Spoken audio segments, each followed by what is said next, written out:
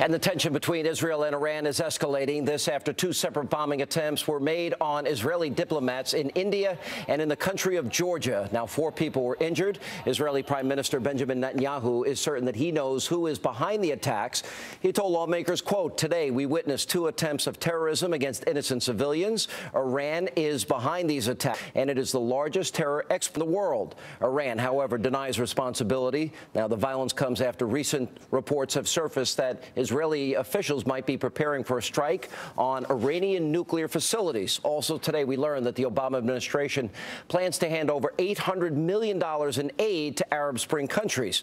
Joining me now with reaction, Arizona Senator John McCain. Senator, welcome back. Thanks for being with us. Thank you. Good to be with you. An interesting day.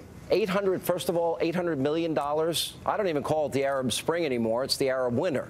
As you know, we've now seen elections in Egypt, Islamic radicals in power. Should we give one American taxpayer dollar to this cause? Well, first of all, Islamic extremists are not in power. The power is still being wielded by the military junta that took over. By the way, who are they? And the last vestiges of the Mubarak regime are the ones that are keeping Americans in a situation where they have to go to the U.S. embassy. So it's not well, I would argue Muslim Brotherhood that's doing this. It is the remains of the Mubarak regime. Our relations, very quickly, are very important with Egypt. How Egypt goes, the rest of the Middle East will go. And it is in our interest to have good relations with Egypt. You might remember we broke off relations with Pakistan back in the 90s. That didn't turn out very well. So all I'm saying is that the relations are important. We need to help them move forward. And I'm very unhappy, as Americans are, about the treatment of our NGOs, the International Republican Institute and National Endowment for Democracy and Freedom House. But for us not to be involved in that part of the world, I think will be a very serious mistake. Let me ask you this, Senator, because the New York Times reported over the weekend that, in fact, you know, the Muslim Brotherhood is now seeking to oust the military leaders. They were now elected. Islamic radicals now have been elected by the people. They have said prepare for war with Israel, and they've also talked about implementing Sharia law as the law of the land.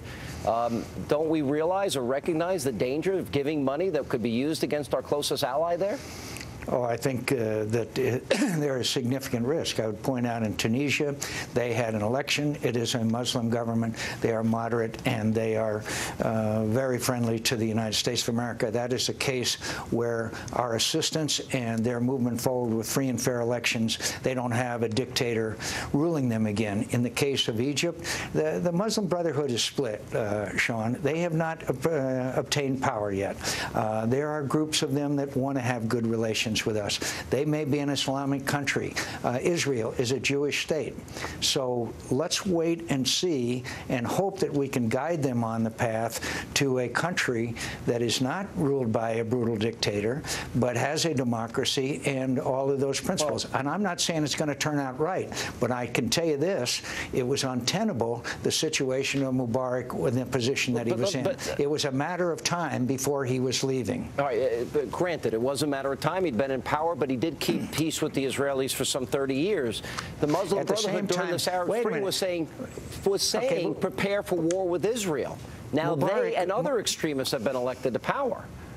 Mubarak kept peace with Israel, in the meantime pummeled them regularly, stirred up anti-Israel sentiment within Egypt in order to enhance his position in power. And you don't think the Muslim Brotherhood's going to be worse than that? I am not clear how the Muslim Brotherhood is going to be. There are other representatives in Parliament. I know that they will be an elected government. And the question is, are they going to go the way Iran went after one election, or are they going to go the way that other countries that have thrown off the yoke of dictators are going to go? That's up for grabs. Public opinion prior to the Arab Spring showed that the Egyptian people, you know, in overwhelming numbers, 75%, wanted a theocracy, wanted Sharia law as the law of the land. How can Sharia law be compatible with American values in as much as if we're going to give them $800 million when we can least afford it?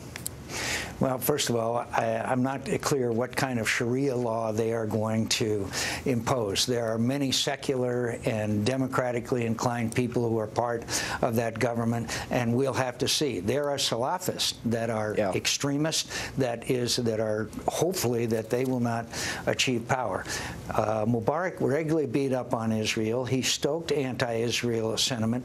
Meanwhile, he kept the peace, and he could not stay in power. The question is which way is Egypt going to go now, and do we gain anything by cutting off assistance to Egypt, which has not, by the way, abrogated the treaty with Israel? Last question. And so, yeah, I'm sorry. Could I just mention Iran today, real quick? Iran has proven what we have seen today, that you mentioned in the opening, what we have seen today is the danger if Iran required nuclear weapons. As you know, they tried to assassinate someone right here in our nation's capital. This is the compelling challenge we face in the next weeks and months ahead, my friend. Well, I think the war has already started. It's percolating. We see that these nuclear scientists in Iran, one after another, just coincidentally disappear. And then these attacks today, obviously, I would argue, are in some retaliation. But Iran has been funding proxy wars now against our own military and against Israel for some time.